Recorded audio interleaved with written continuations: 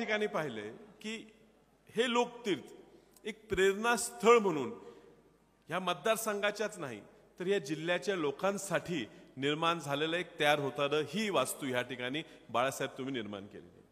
खूप लोक ह्या ठिकाणी येतात, ह्या ठिकाणून प्रेरणा घेतात. कदम साहेबांवर अन्याय झाले नाहीत का? झाले. बाळासाहेब तुम्ही 80-85 सांगितलं पण त्यानंतरही झाले, 99 नंतरही झाले. कधी कधी मंत्रीपद काय पद्धतीचं मिळालं पाहिजे होतं ते कदाचित मिळालं नाही. आपल्या सगळ्यांची इच्छा होती कदम साहेबांनी या राज्याचं नेतृत्व करावं. कदाचित त्यांच्या अगोदर काही लोकांना ते पद मिळालं पण कदम साहेबांना मिळालं नाही. हाही अन्याय हा कदम साहेबांवर होताना आपण सगळ्यांनी पाहिला. पण ह्या लोकतीर्थाकडे आपण प्रेरणा का घेतो की अन्याय जरी झाला असला तर कदम साहेबांनी आपल्या शेवटच्या श्वासापर्यंत आपल्या माणसांसाठी आपल्या लोकांसाठी काहीतरी आपण घडवायचं आहे, त्यांचा विचाराचा महाराष्ट्र तयार करायचा आहे हे शेवटपर्यंत त्यांनी मनात ठेवलं. आणि काँग्रेस पक्षावर असलेलं प्रेम आणि काँग्रेस पक्षावर असलेली निष्ठा त्यांनी शेवटच्या क्षणापर्यंत कायम ठेवली.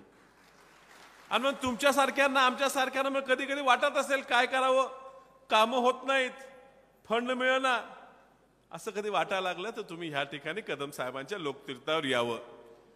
जिल्हा परिषद पंचायत समिती निवडणुका, महापालिकेच्या नगरपंचायत निवडणुका येणार आहेत. बंटी दादा कदाचित तुम्हीच आमच्याकडे प्रभारी म्हणून या तिकीट वाटपाची जबाबदारी तुमच्यावर असेल. काही सगळ्यांना तिकीट देणं शक्य नाही, काही लोक कदाचित त्यातनं सुद्धा नाराज होतील. नाराज होऊ नका. खूप नाराजी वाटली तर ह्या ठिकाणी लोकतीर्थ निर्माण केलेलं आहे या कारणासाठीच केलेलं आहे. इथून प्रेरणा घ्या. आमच्या मधल्या काळात 2 लोक आमच्यात निघून गेले. बंटी साहेब तुमचे दादा तुमचे पाहुणे आमची भावकी सुद्धा, कदाचित त्यांना आपण इथं येऊन बसवलं असतं लोकतीर्थावर तर कदाचित ते पक्ष सोडून गेले नसते. मात्र ह्या ठिकाणी येत असताना मी प्रत्येकाच्या हातात माती बघितली आणि ह्या मातीला कृष्णेचं पाणी द्यायचं काम ज्या कदम साहेबांनी दिलेलं आहे